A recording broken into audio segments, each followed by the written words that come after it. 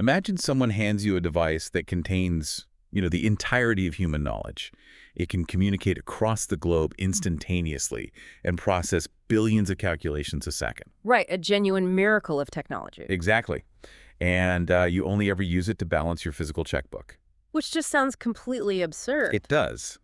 But history proves that whenever humanity is handed a world-shattering, revolutionary piece of technology, our very first instinct is to use it for our most boring legacy chores.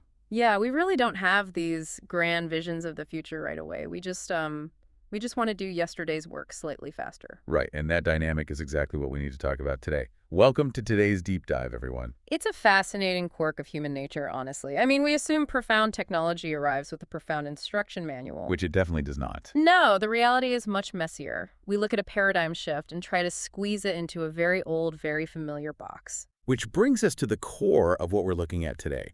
Because if you're listening to this, you are probably sitting at a desk or managing a team, and you're just trying to figure out what agentic AI is going to do to your industry. Yeah, everyone is. We're all trying to forecast how these autonomous, multi-step AI agents will reshape human work over the next few years. So we're diving into a really fantastic piece from the June 25, 2026 issue of Tech-Reader magazine. It's by Aaron Rose, and it's called AI in the Age of Steam. And it completely reframes this whole conversation. It really does. He argues that to understand where AI is going, looking forward is actually useless. We have to look backward. Right, specifically to the invention of steam power. Yes, because the real, on-the-ground history of steam holds the exact blueprint for this bizarre transition we are living through right now. So, okay, let's unpack this. Where does the story of steam actually begin? Because it definitely wasn't the locomotive. Not even close. I mean, to understand the blueprint, we have to go back to 1712 to a machine called the Newcomen engine. Okay, 1712. Yeah, and this wasn't the sleek, powerful steam engine you're probably picturing. It was a massive, clunky, atmospheric machine. Right. The mechanism was incredibly crude, actually. It filled this giant metal cylinder with steam, and then it literally sprayed cold water inside to condense that steam. Wow. Yeah, and condensing the steam created a vacuum, and then the normal atmospheric pressure of the air outside would push a heavy piston down into that vacuum. Wait, that sounds like an absolute nightmare for energy efficiency. Oh, it was terrible. Because if you are constantly heating up a massive metal cylinder with steam, and then immediately cooling that exact same metal cylinder down with cold water, you're just wasting a mountain of coal to reheat the metal on the next stroke. Exactly. It was a thermodynamic disaster. It consumed just staggering quantities of coal to produce a tiny fraction of useful kinetic energy. That's wild. So because it was so fuel-hungry, it was only economically viable in one specific location, literally sitting on top of a coal mine. Right, where the fuel was effectively free. Exactly. And its only job, literally its only purpose, was pumping floodwater out of those mine shafts. So for roughly 60 years, the steam engine was just a hungry, clumsy water pump. Yeah, stranded at the edge of the coal pit. It was a hyper-specific industrial tool. Until, what, 1769? Right, 1769. That's when a Scottish engineer named James Watt realizes the fundamental physics problem you just pointed out. The heating and cooling of the same metal. Yeah, Watt sees that heating and cooling the same cylinder is the major flaw, so he adds a separate condenser. Okay. He creates a second connected chamber that stays permanently cold while the main cylinder stays permanently hot. The steam just gets drawn into the cold chamber to condense. That is so simple, but so brilliant. It really is. And by making that single mechanical change, Watt roughly quadrupled the efficiency of the machine overnight. Quadrupling the energy output of your primary power source is, that's a civilization-altering leap. Oh, absolutely. So this must be the moment the world realizes they have the keys to the modern industrial age, right? Hey. Like, they see the factories, the steamships, the railways. Well, what's fascinating here is they saw absolutely none of that. Really? None of it? None of it. That is the biggest misconception we have about the dawn of the industrial age. Nobody knew what they had. Not even Watt? Nope. James Watt didn't know. His savvy business partner, Matthew Boulton, he didn't know. And the mine operators who bought the machine certainly didn't know. That is crazy. They looked at this miracle of thermodynamics and just thought, wow, we finally have a much better pump. That tunnel vision is incredible. Yeah. They thought they were holding a specific mining technology, but they were actually holding a brand new relationship between humanity and physical labor. Exactly. It's exactly like the smartphone analogy we started with. Yeah. You buy this miraculous piece of glass, but because the concept of an app hasn't been invented yet, you just use it as a glowing pocket calculator. Right. You don't know what you don't know. Yeah. And because society completely misunderstood the actual scope of what steam power represented, they implemented it completely wrong. Right, when they brought it out of the mines. Yeah. When engines became efficient enough to finally leave the coal mines and enter the broader manufacturing world, the transition was just a spectacular comedy of errors. I really want to dig into this because this 30-year mistake is probably the most relatable part of the whole history. Oh, it really is. Because if we look at how a factory operated before steam, everything was dictated by water. Right, the rivers. Exactly. You had to build your factory on the bank of a fast-moving river.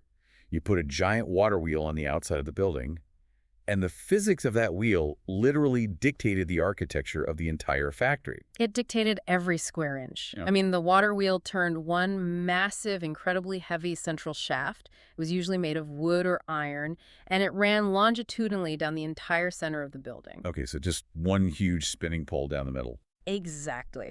And every single loom, lathe, or spinning frame in that factory had to be physically connected to that one central shaft by this total nightmare system of leather belts and wooden gears. Man, the friction loss on a system like that must have been immense. Oh, it was awful. And if one machine jams or, the central shaft breaks, the entire factory just grinds to a halt. Everything stops, yeah. The power is entirely centralized and rigid. So when the factory owners finally get their hands on a James Watt steam engine, how do they integrate it?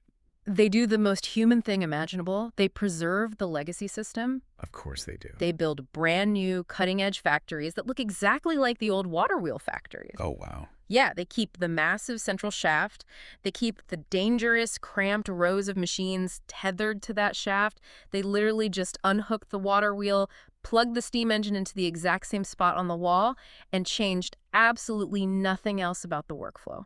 Which is wild. I mean, they were no longer tethered to a river. They had portable power for the first time in human history, and their immediate instinct was to recreate the limitations of the river inside the building. Yeah, the factory owners thought the story of steam was simply, hey, it makes our old process faster and cheaper. And did it?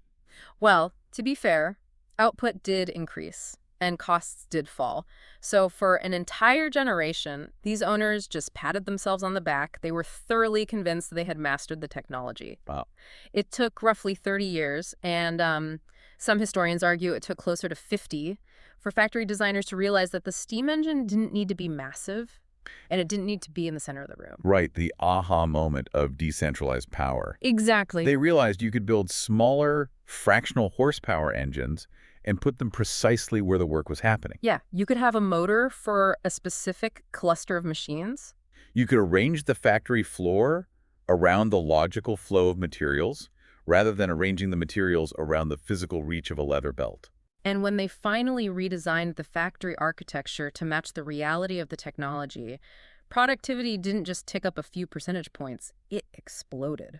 The whole concept of manufacturing was rebuilt from scratch. Completely rebuilt. Okay, I have to pause here because looking at what's happening today, if it took them over 30 years to realize they didn't need a central shaft, are we making the exact same single shaft mistake with AI right now by just plugging it into our current office workflows? Oh, without a doubt. That is the defining corporate mistake of our current moment. Yeah. We are taking agentic AI, these systems that can autonomously reason, use tools, and execute multi-step plans, and we are forcing them to conform to workflows that were designed for human employees working in 1990s software silos. We're literally wiring the steam engine to the water wheel. Exactly.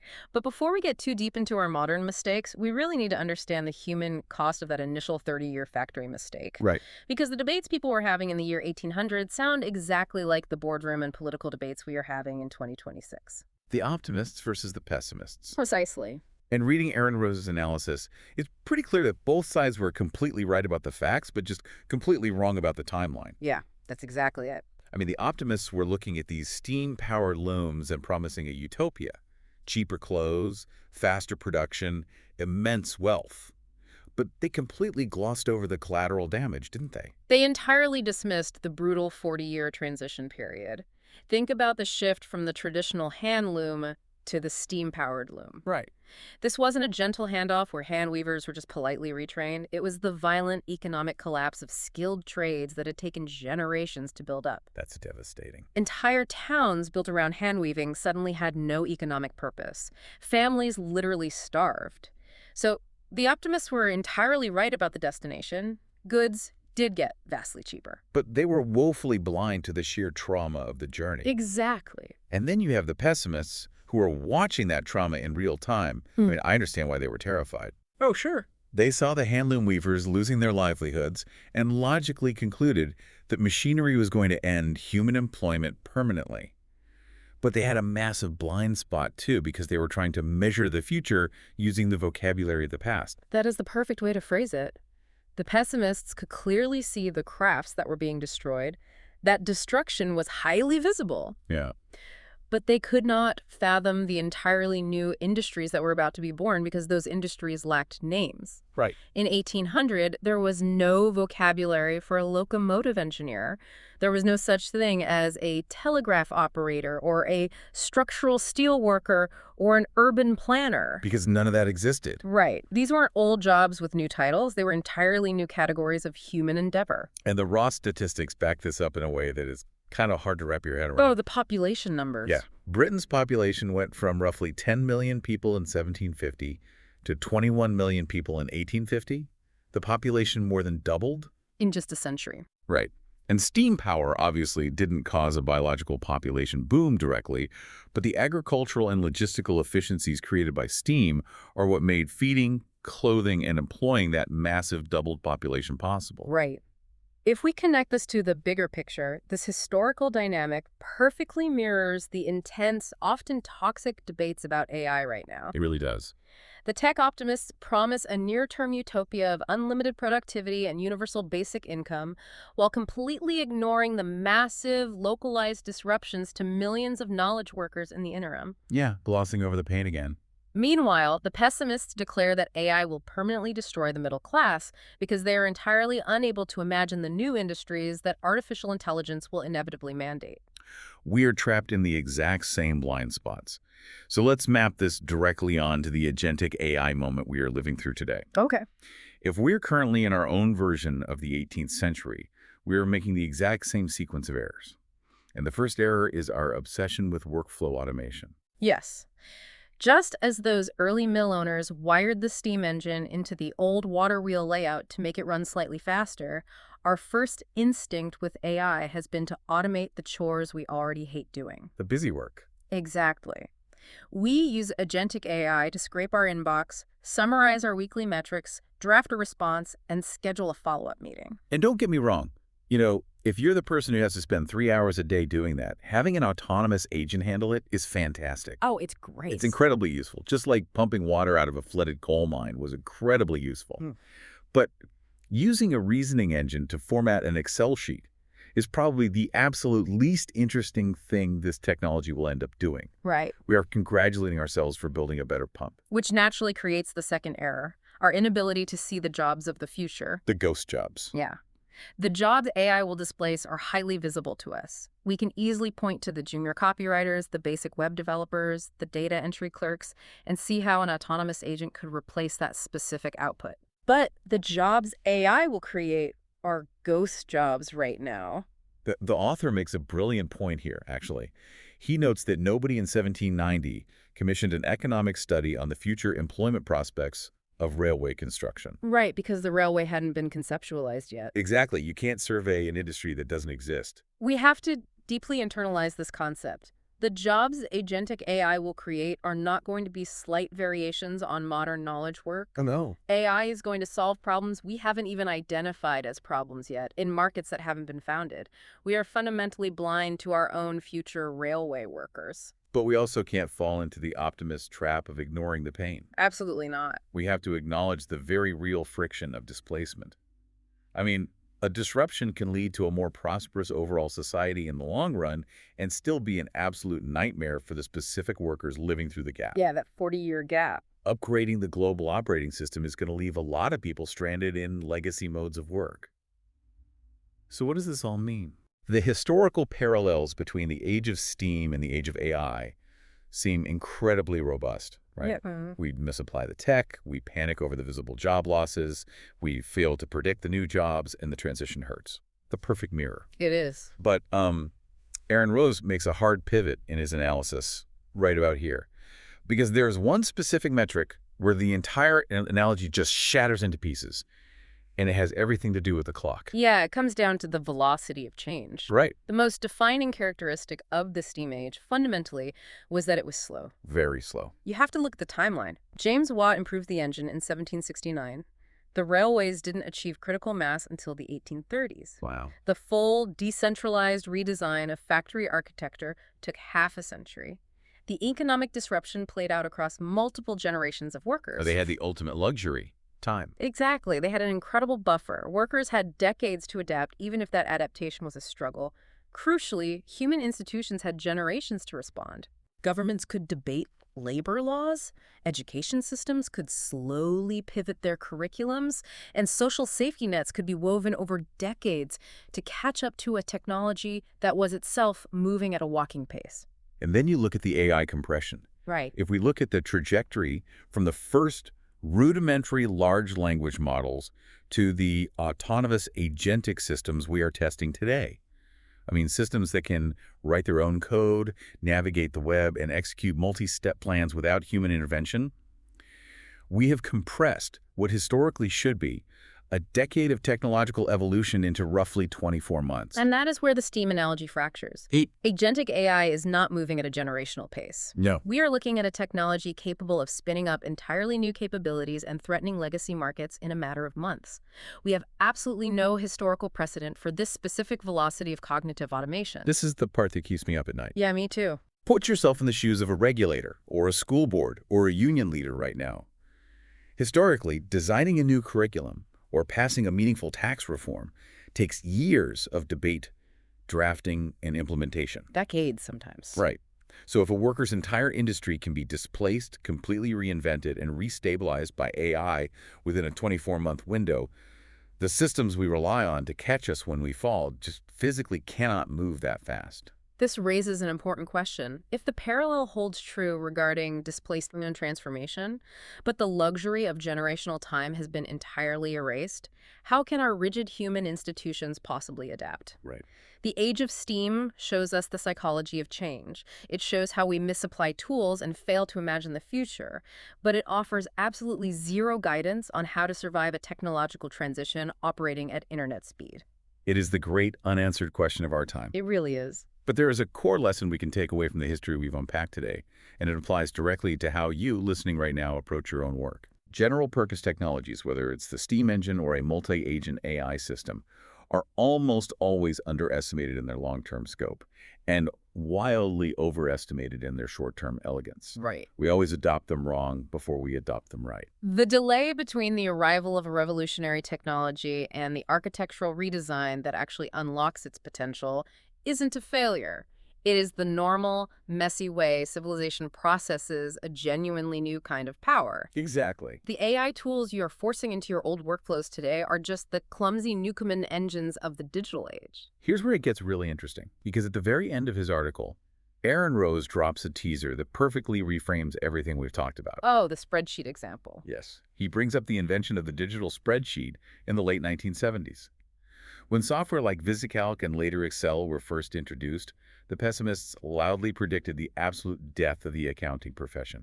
Right. They thought, software was doing the complex arithmetic instantly, so the human accountant was completely obsolete. But the exact opposite happened.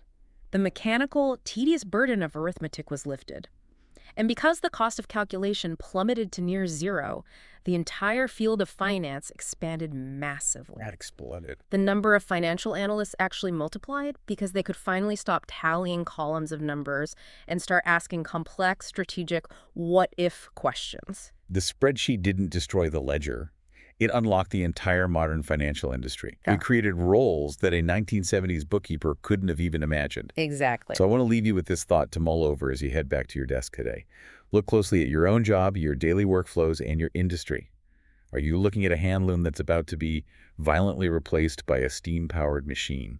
Or are you looking at a static paper ledger that's about to become a dynamic, limitless spreadsheet what invisible, unnameable industry is about to explode out of your daily routine. Thank you so much for joining us on this deep dive. Keep questioning the invisible changes around you. Don't get stuck attached to the central shaft, and we will catch you next time.